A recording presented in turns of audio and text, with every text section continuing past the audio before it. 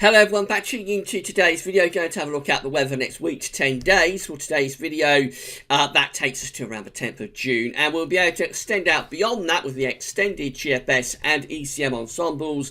They run to around a couple of weeks. We'll include the Beijing Climate Centre today for the next 40 days. That takes us to the beginning of July, to the first 10 days of July. So I'll go over you very shortly, just to say that we've had a new donation for Gazovitz, and I'm going to say a big thank you to Anonymous, because this donor wants to stay anonymous, which is absolutely fine. If you want to make a donation to Gazovitz but would rather stay anonymous, and it's not a problem, just leave a little note with your donation to let us know. So a big thank you to Anonymous. You know who you are, I know who you are, and you know who you are. Big thank you to you for your donation.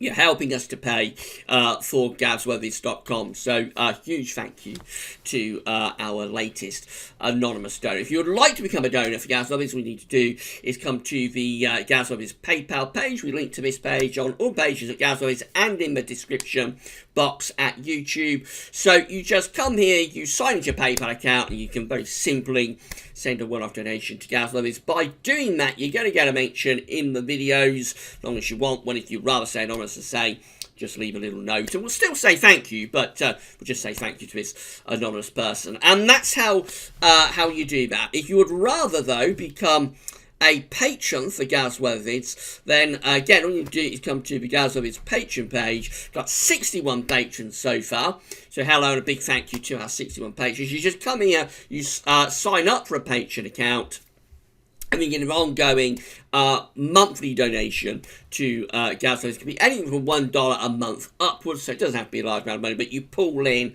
with all of the other patrons, and that's how you do that. So a big thank you to our patrons. They've got 61 patrons so far. We started this around a year ago now. Started this in June, so I think 61 patrons in a year is far exceeds anything that I ever expected, and also the donors as well, the donations through PayPal far exceeds anything that I expected when I started this in June. So a big thank you to our patrons, big thank you to our donors, and special thank you to Anonymous for your donation too. Right, so we'll start the video by having a look at the AO and the NAO. So this is how things are looking with the Arctic Oscillation observed and forecast chart. The black line here shows where we've been with the Arctic Oscillation, red lines at the end where the GFS ensembles are forecasting the Arctic Oscillation to go. So that through February and March, we went into a prolonged positive phase of the Arctic Oscillation. We went negative with the AO through the early part of April. And generally since then we've stayed negative. We did tick up to positive with the AO for a short period in the second half of April, but it didn't last very long. Back into negative territory by the beginning of May. And we've essentially been negative with the AO then through the whole of May, actually. That's where we are right now. We're still negative with the Arctic Oscillations. And red lines at the end, GFS ensembles are forecasting the Arctic Oscillation to stay negative. Now, this is just an index that's reflecting the atmospheric state. It's not driving anything. Just tells you what the atmosphere is doing. So when the AO is negative, as it is right now, you're going to have high pressure in the northern latitudes, basically. So you're going to have blocking.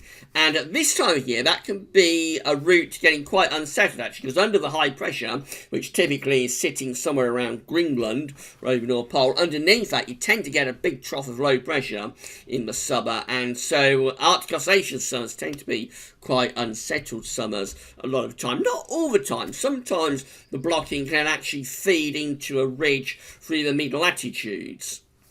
So feed in to the Azores high. When that happens, you can get a very strong and stable area of high pressure sitting across the mid-latitudes, and that can produce actually very hot weather. So a negative AO in the summer is one of those things that's either going to be pointing you towards a very cool and wet pattern, or possibly a very dry and hot pattern. But more typically, a negative AO in the summer will be pointing you towards cool and unsettled, even quite wet conditions. This is how the NAO is looking as well. So this is the NAO observed and forecast chart. The black line again shows where I've been with the NAO. Red lines at the end where the GFS ensembles are forecasting the NAO to go. So for the early part of April, we started to go negative with the NAO. Since the beginning of May, we've been in very negative territory with the NAO. And GFS ensembles are forecasting us to stay negative with the NAO as well. That's where we are right now. And you can see that basically the GFS ensembles are forecasting the NAO to stay negative. There are one or two outlier members that are lifting the NAO up towards neutral or slightly positive condition, but they are outliers. They're in the second week of June, so they're in the unreliable time frame of the GFS model and its ensembles. So essentially, it looks like we're going to keep both the indexes negative through the first half of June. That's how it's looking at the moment anyway, which can typically be quite, in the summer, can be quite a cool and unsettled signal.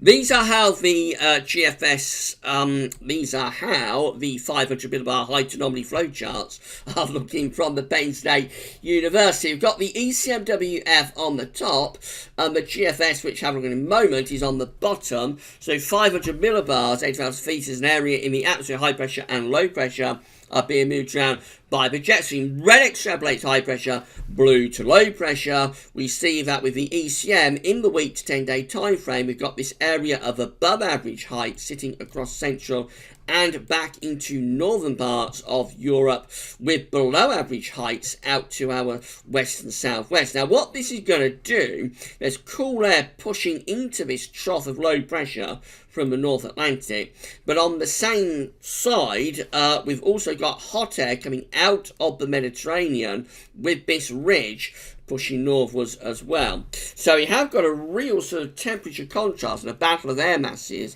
going on here, and this could all get rather explosive actually. This low pressure, this trough with cool air feeding into its western side and hot air feeding into its eastern side, this trough could blow up, and it could blow up big time, possibly into a big area of low pressure that brings heavy persistent rain and gale force winds, possibly into something more convective. So possibly some thunder is a possibility anyway in that kind of situation that we're seeing there in the week to 10 day time frame. The GFS is very similar. Again, the ridge is to the east of us and backing up to the north as well. Trough of low pressure out to our west. So again, there's cool air feeding into that trough of low pressure from the North Atlantic. Hot air is on the eastern side of that low pressure, pushing northwards across much of central Europe, and in between we might generate an area of low pressure. There's certainly quite a big trough there within the 500 millibar flow, so don't rule out the chance of very wet weather as we're heading into the days sort of 7, 8, 9, 10 time frame. These are the GFS upper air temperature and precipitation ensembles. Looking at Birmingham today, the red line here is a 30-year upper air temperature average for the next couple of weeks in Birmingham. Starting off warm at the moment, if anything, getting a bit warmer actually as we go through the weekend. We could see temperature going mid to upper 20s Celsius. Early next week, a drop in temperature taking place, quite a significant notable drop through the early part of next week. And then into the second half of next week, dates are on the bottom of the chart of course. Second half of next week, a lot of scatter, generally a bit of a warming trend. Ignore that coloured line just there, that is quite clearly a hot outlier. If it did come off, it would be very extreme because it's getting the upper air temperatures to above 20 degrees at 850 HPA, but that's not going to come off. So and nevertheless, there are quite a few warmer members of the GFS ensembles, though, around the end of next week, going into sort of days 8 to 10. But at the same time, looking quite unsettled. So plenty of dry weather for the next 2 or 3 days. But then as we go later into weekend, into next week, increasingly unsettled. Big precipitation spikes there, showing that there could be quite a lot of heavy rain through the course of next week, and maybe thundery as well. So it does look unsettled. Yes, probably getting warmer through the course of next week, but also potentially very unsettled. Temperature anomalies from the 30th of May to the 7th of June. Overall, a little bit warmer than average, especially so for England and Wales. Precipitation anomalies Wetter than average for Scotland, Northern Ireland, Northern England. Close to average for the rest of England and Wales. Still a little bit drier than average, actually, across East Anglia and southeastern parts of England. That's how the GFS operational range is looking for Sunday. So we're bringing up that warmth over the weekend. Warmish southerly winds pushing northwards, but low pressure in the Atlantic is going to introduce cooler air from the west. Maybe some heavy rain too. We go into the early part of next week. Again, low pressure's close to the country. It's bringing showers or maybe even some longer spells of rain through the early and middle part of next week. Relatively cool conditions as well. That takes us to the end of next week. So this is where we've got this high pressure building to our east. We've got high pressure by the end of next week building to the east. That's drawing up much hotter air out of North Africa and the Mediterranean into central parts of Europe. But at the same time, it's sort of on the height anomaly flow chart, there's low pressure out to the west, and cool air is feeding into that low pressure from the north. These kind of situations can get rather volatile. There's the upper air temperatures for Friday, 7th of June. So you see a heat pushing out of North Africa into France, Low Countries and Germany, but we are very much on the cool side of Europe. We're much cooler across the UK and Ireland too. Now, through the course of Friday the 7th of June, that heat pushes further northwards. We do start to import some of that warmth actually into the southeast, but the main sort of hot upper air temperatures are across central and southern parts of Europe. But then this begins to generate a volatile area of low pressure around Cherbourg and the Bay of Biscay, this area of low pressure just here. So again, the idea is that you've got cool air feeding around on the northern and western side of that low pressure, but hot air on the southern and eastern side of that low pressure. The temperature contrast is what fuels the low pressure and potentially fuels the precipitation. Look at the upper air temperatures. We are actually bringing in some genuinely hot air into East Anglia and southeast England there on the 8th of June, Saturday 8th of June. 15 Celsius ice has pushed through into the southeast. This time of year, that could well get you to 30 degrees across East Anglia, southeastern England, if there's enough sunshine. At 30 degrees is 86 Fahrenheit. But it is all very volatile. It will all be very, very humid. There will be a lot of cloud associated with it, and definitely risk of heavy rain and maybe even thunder. And then by the time you get through to day 10, which is Sunday the 9th, that low pressure is sort of sitting over top of the country then, really winding itself up. So it's all getting rather volatile. I have to say, heavy rain, gale force winds, maybe thunder mixed in too. The hot upper air temperatures are drifting up towards Scandinavia by this point as the cool winds from the North Atlantic start to feed back in to the low pressure. Very, very interesting scenario, I have to say. It could well dump quite a lot of heavy rain across the country. Much needed and very useful rain, I might add, but it might get really quite wet there if this comes off.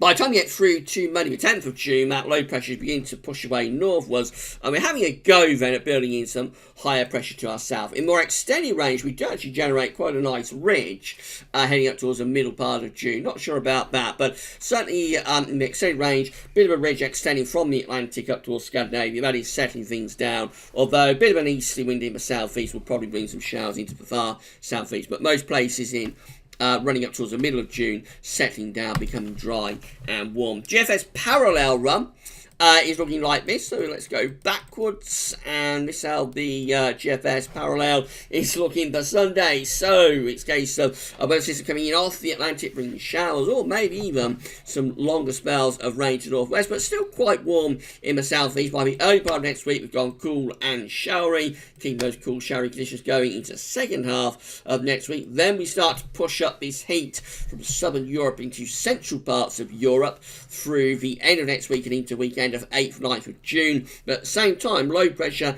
is out to our west. So again, we've got this battle of air masses. There's the upper air temperature showing it again. On Saturday 8th of June, we are importing some pretty hot air into the southeastern corner of the UK, but notice much cooler air is out to the north and west of the UK, and this generates low pressure, possibly produce some quite heavy rain, maybe thunder on Saturday 8th of June. By Sunday the 9th, the Atlantic is breaking through, turning cooler and more unsettled off the Atlantic too. And the extended range looking quite cool and unsettled actually as we go into the more extended range before we begin to build up an area of high pressure from off the Atlantic. That went a bit wrong. So we begin to build up an area of high pressure from off the Atlantic, again in more extended range. Possibly just a few hints today that by the middle of June, high pressure is starting to become influential. But maybe sort of a couple of weeks away, so it is unreliable.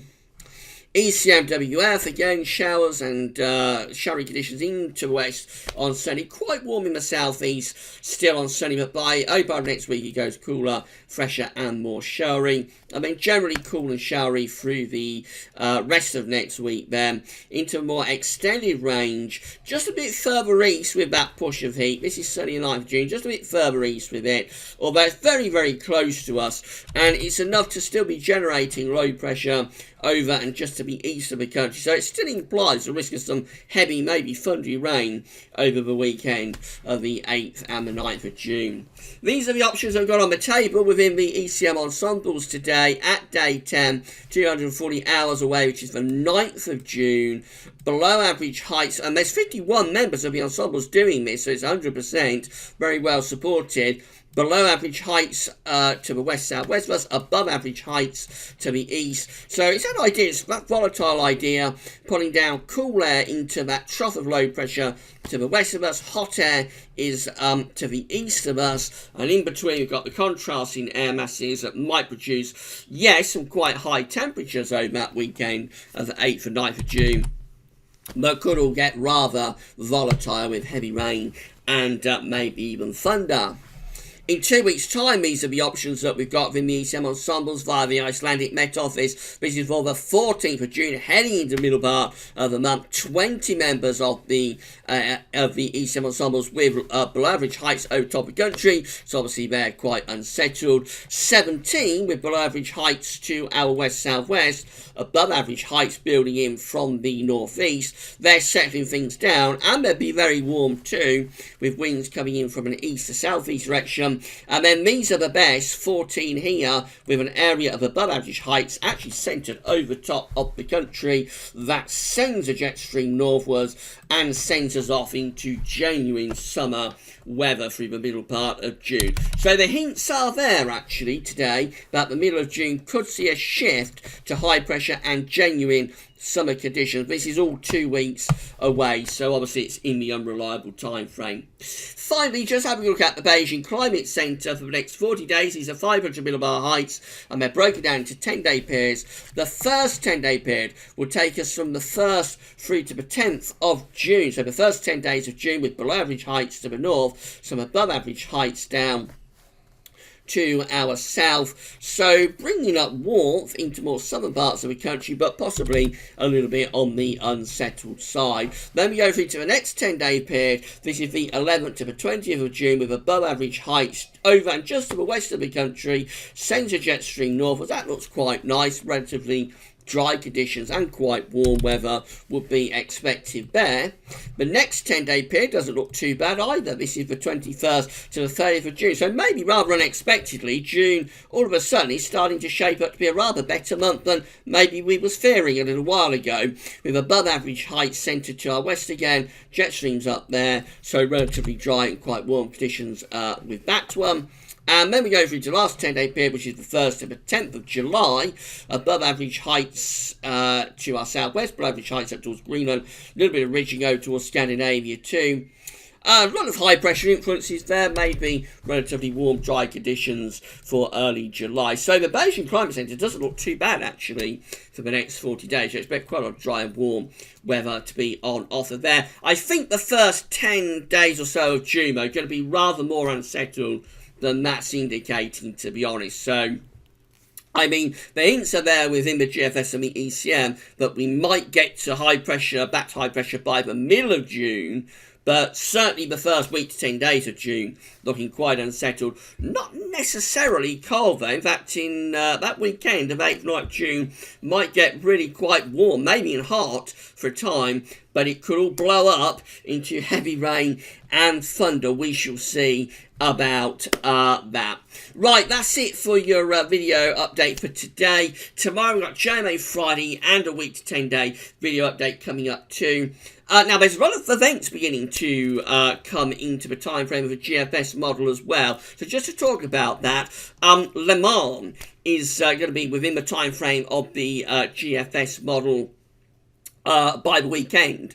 So we always do updates for Le Mans for the Piston Heads community. They'll be commencing probably on Saturday. Also, we've got Download and the Isle of Wight Festival. It's going to be occurring over that weekend. It's second weekend of June.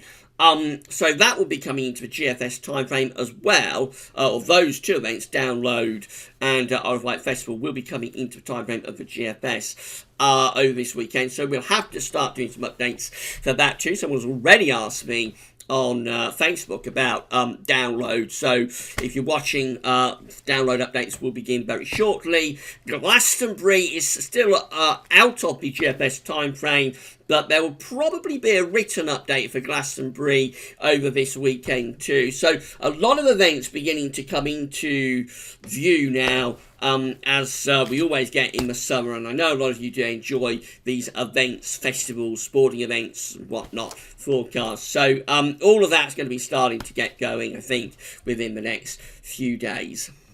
Right, but tomorrow it's JMA Friday and your week's 10-day video update. Come back for those then. That's all for now, however, and thanks for watching.